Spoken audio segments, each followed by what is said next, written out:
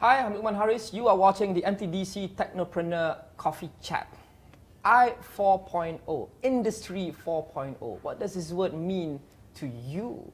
Now, if there's one concept that has been debated probably endlessly for the past few years and has invoked a lot of emotion, optimism, suspense, anxiety, anger even, it's i4.0.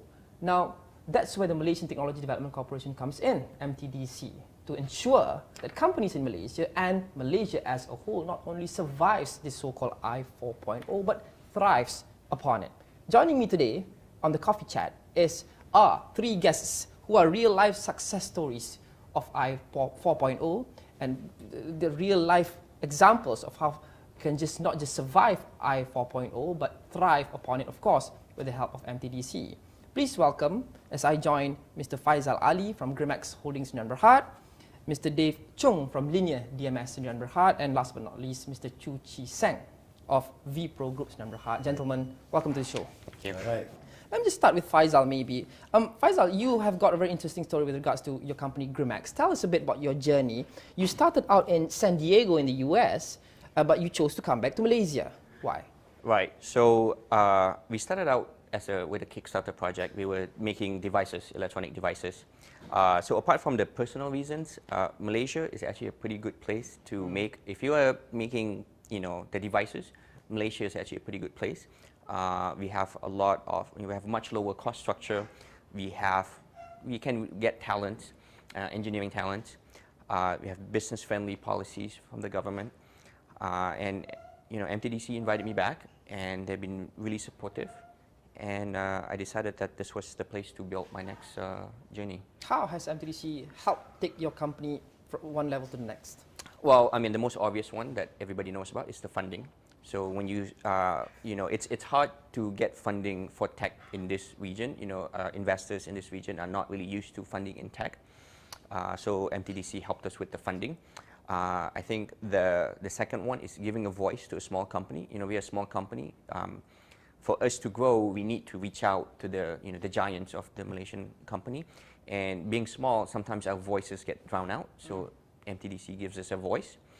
And mentoring. Most of us are technical people. We did not start out as at least for me, I did not start out as a businessman. I started as an engineer and trying to build a business. So that's a skill set that we need mentoring on. So those are the three major things. Talking about journeys, Dave, Linear DMS, Yep. It's also in an industry which is considered a very pioneering industry in Malaysia, especially in Malaysia.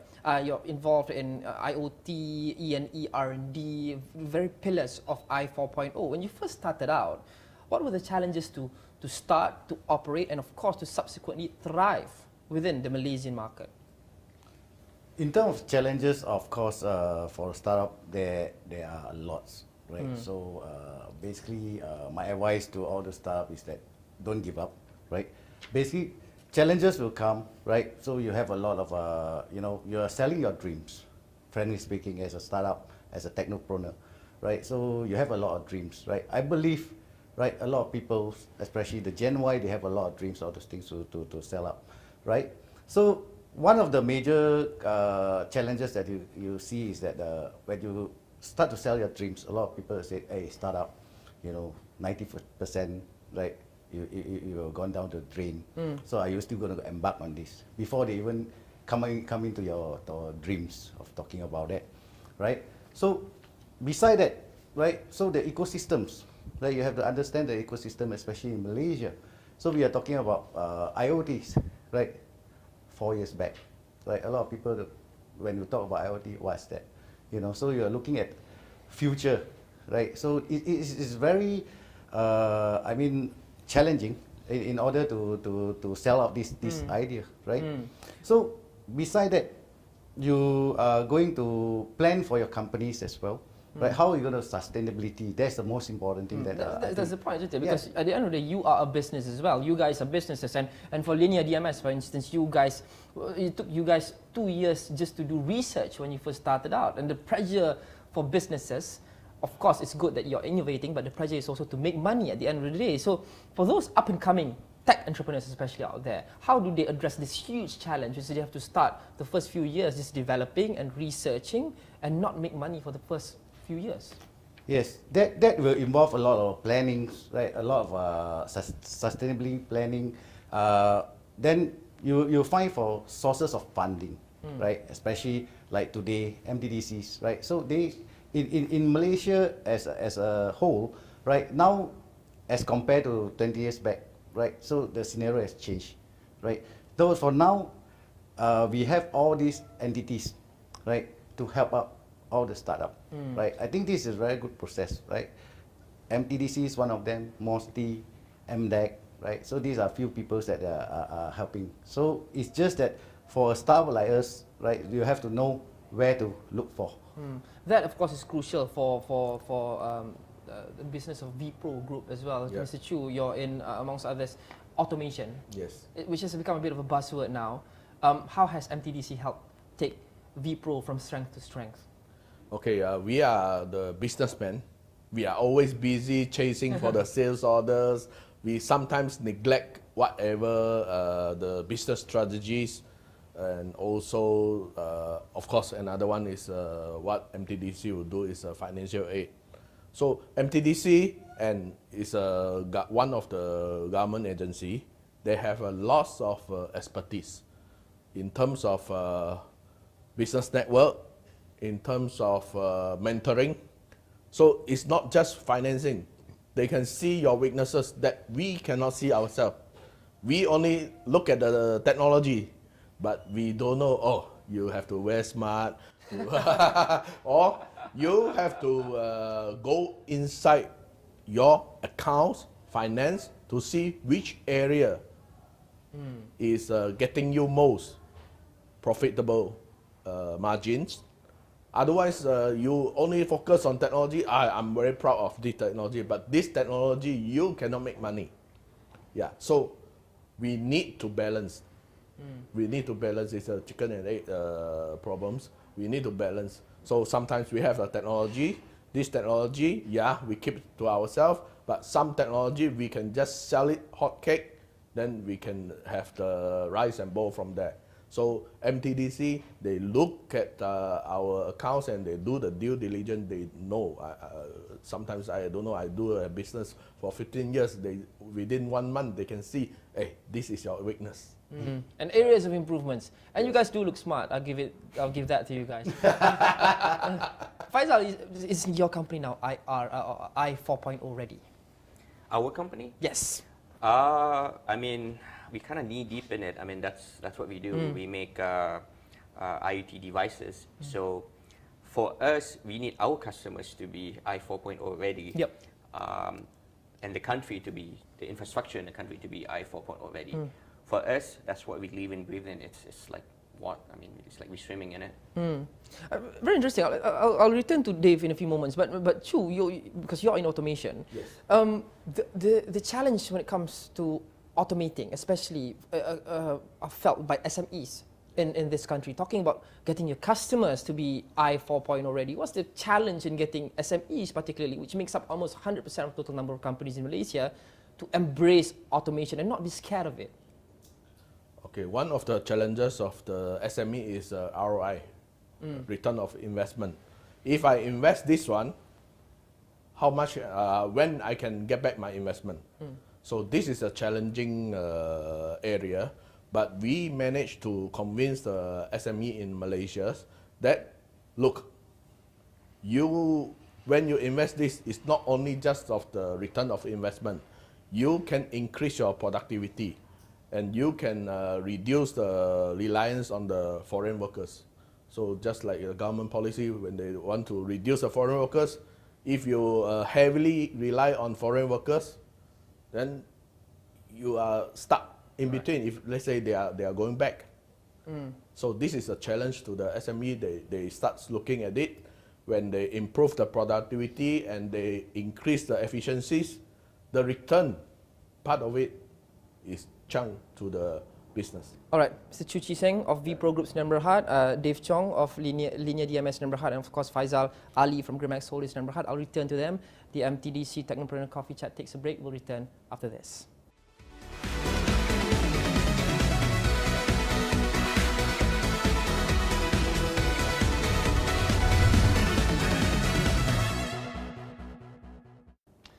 Welcome back. You're watching the MTDC Technopreneur Coffee Chat. Now, today's topic of discussion is i4.0, a concept that has invoked actually so many emotions. But today, we are unlocking the secret of how not to just survive i4.0, because it's here anyway, but to thrive upon it. And that's where the Malaysian Technology Development Corporation, or MTDC, comes in. And with me are 3 real-life success stories of MTDC's many programs and initiatives to push Malaysia towards the digital age. Welcome back, Mr. Faizal Ali of Gremax Holdings in Berhad, Dave Choong of Linear DMS in Berhad, and Mr. Chee Seng of Vepro Groups in Berhad. Now, Dave, you are, of course, as Faizal said, you guys are all knee-deep in i4.0. But when you're talking about the key concepts of i4.0, we're still struggling with the key concept, digitalization, automation, and all those things. Perception is still somewhat negative here in Malaysia. For example, automation, robots will take my jobs. Is perception still much of a problem for this country to fully embrace i4.0 and digitalization? Yeah, I think talking about perceptions, basically there's coming from the con side. Yep. Right? So a lot of people have heard that Industrial 4.0 revolution is the most destructive technologies, right? So it will take out jobs, right, to be automated, right? For example, fintech, right? So we will be cashless community. So the bank will get disrupted as well, right? But there's a perception, but actually it's happening, right? So that's why all the industries now are lingering whether how to adopt. That's why, like you were saying, there's a lot of cry for saying that a lot of Industrial 4.0 will come and disrupt, right? That's the real truth. That's why now, even in Malaysia and around the world, people are struggling and looking at how we're going to adapt, right? So I'm going to echo the view of Mr. Chu over here just now, talking about SMEs coming into industries. They are more focusing on ROI. Right? Of course, ROI is very important. As with all companies, right? Yes, as all companies, ROI is very important. But now the issue is that you are talking about your survival. Whether tomorrow, right, you are still, right, relevant in the industries or not, right? So besides just the ROI, right, of course, for ecosystems, right, like developers like us, so we have to build products. It's not just for tech funds, right? Just to use it for fun as well, right? So we have to build products with purpose, you know, that will improve all the productivities, right? More secure kind of things, you know. So that will relates back to the ROI, right? For the SMEs, right? So you're talking about perception, yes, right? But you're talking about, is this real?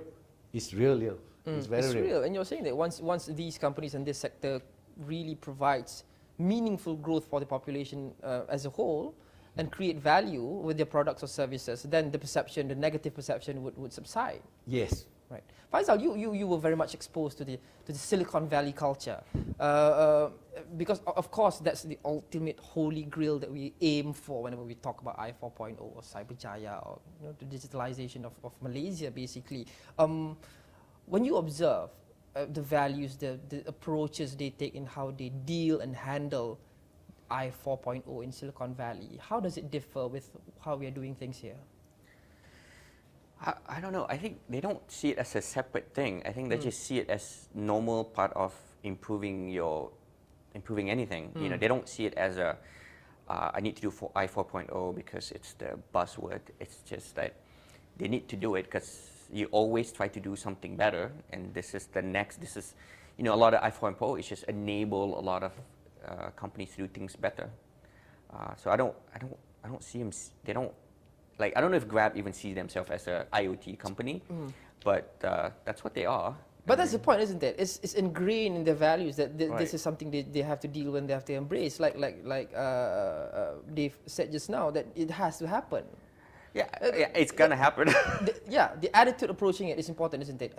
As important as the policies and the initiatives taken by the likes of MTDC. Right.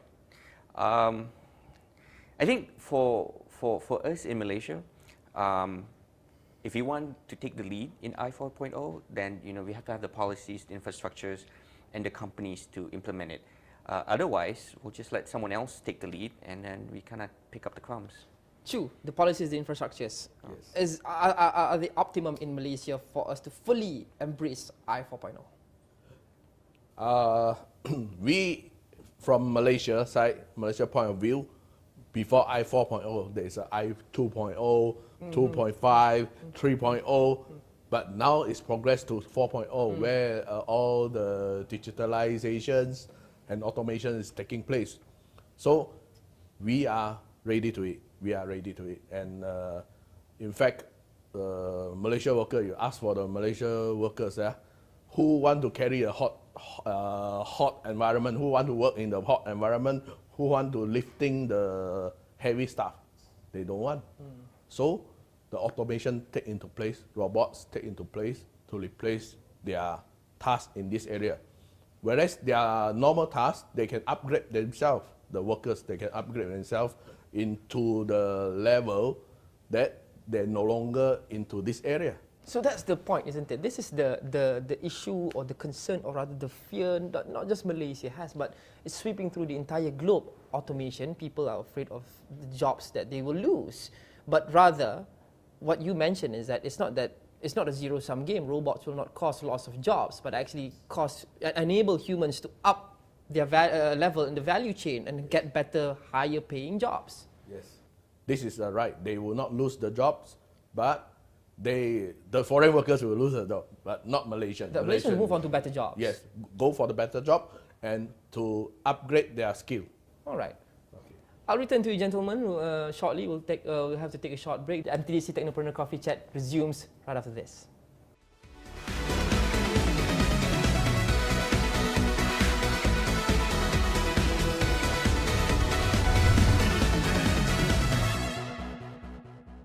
Welcome back to the MTDC Technopreneur Coffee Chat. Today, our topic of discussion is i4.0, and joining me today are three lovely gentlemen: Faizal Ali of Gremax Holdings in Dan Berhad, Mr. Dave Choong of Linear DMS in Dan Berhad, and Mr. Chee Seng of Vepro Groups in Dan Berhad, all of whom are real-life examples of how MTDC has helped them to not just weather this i4.0 wave, but thrive upon it. Now, gentlemen, we left off at a very interesting point, because it was mentioned by one or more of you that the policies are there, it has to be improved, the infrastructures are there for i4.0 to truly be embraced here in Malaysia by all companies of all sizes and shapes. But perhaps the most crucial component is the human capital. In whatever sector, you have to have the right people to ensure that you get the job done and you maximize on this wave. Now, Dave, do you think the quality of the country's human capital is up to the mark that will enable us to fully maximize on i4.0? In actual fact, you look at our educational systems, all those, right? Basically, we have all those engineering courses, right, provided, all those, right?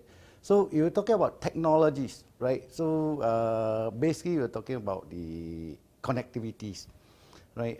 Using technologies, right? You have Bluetooth, you have Zigbee, you have LoRa, all this. All those are actually RF technologies, right? So the fundamentals that we have to focus on is the RF, right, in our education systems. So we have to go back to the basic, right, like electronics, right, engineering, electrical, and communications, right? So if you are asking me that whether we are ready, actually our infra for education systems, right, in our universities, they already provide this course, right? So basically, that how you're going to embrace on that, and then get more students to take up the engineering courses of this, right? So we do have a gap, frankly speaking. We do have a gap of talents in terms of engineering. First, I want to do something. You think there's a gap? I don't think they have a gap when they graduate from universities. I think when you graduate from the US or Malaysia, you are probably at the same level. Really? Yeah, I graduate from the US, and I meet UTM kids. They're Uni 10 kids. They're just as good as I was. Yeah. So I was pleasantly surprised about that. I probably shouldn't be surprised, but they're just as good as I am. But the difference is after. What happened after you graduate? most of the things I learned, I didn't really learn in school. I learned while working. So I think the policies have to encourage more of that. I think the days of just 4 years of undergrad and then grad school, and then you stop learning. I think that's over for us. We just have to have policies to encourage that. After the formal learning, they have to be that informal learning, because graduated they're at the same level.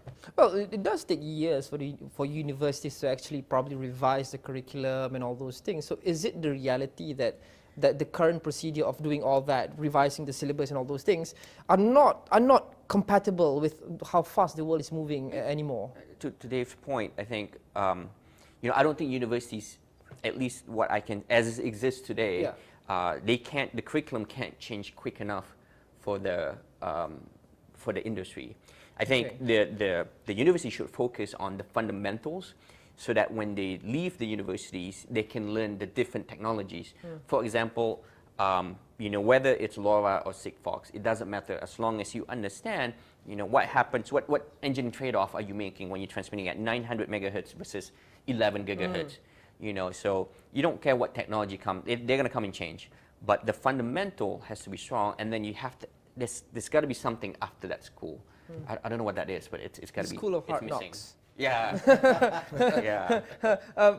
Choo, talking about, of course, everyone has to play their part, and the government is probably in need of playing the biggest part in enabling, whether in terms of creating the right ecosystem, the infrastructure, the policies, the curriculum, the syllabuses. What are you hoping in terms of measures that will be announced to strengthen the technology space here in Malaysia?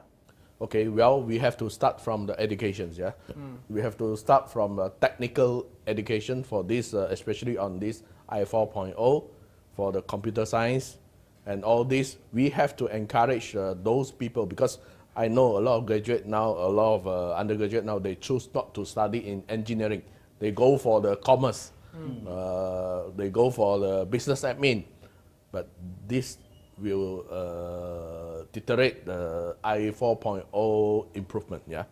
So I will say the government encourage on this area, encourage people to study technical. All right, we have about a minute left, so just to split between you guys, 30 seconds and 30 seconds each. We never have enough time, I apologize for that. Dave? Basically, in the government policies that I'm looking at, is because Industrial 4.0 disruptive technology is real. Right, so a lot of reskilling, right, upgrade the value chain of our working adults, right. It's not just for universities, but the working adults as well. So this kind of program that you have to have in place, right, to embrace Industry 4.0. I think for me, for Malaysia to take the lead on i4.0, I think we have to have very low cost connectivity. Right, so for us, the telco, they have that chicken and egg question where should I invest in this, NB-IoT when there are no device makers? But something has to happen first, because the device makers, we're not going to make devices until they are. The network not going to. So there has to be someone else that intervenes, that incentivize for the telco to invest in the low connectivity cost, because if you don't have the low connectivity cost, this IoT will be late. We'll be late to the game. All right. Thank you so much, gentlemen. Faizal Ali of Gremax Holdings in Dan Berhad, Dave Choong of Linear DMS in Dan Berhad, and Chee Seng of Vepro Groups in Dan Berhad. Now, after talking to you guys, I'm quite confident that the country is in good hands with the help of MTDC in terms of weathering and thriving the i4.0 wave. Thank you, gentlemen. It's been a pleasure. And you've been watching the MTDC Technopreneur Coffee Chat. Good day. I'm Luqman Hariz. Thanks for watching, and see you soon.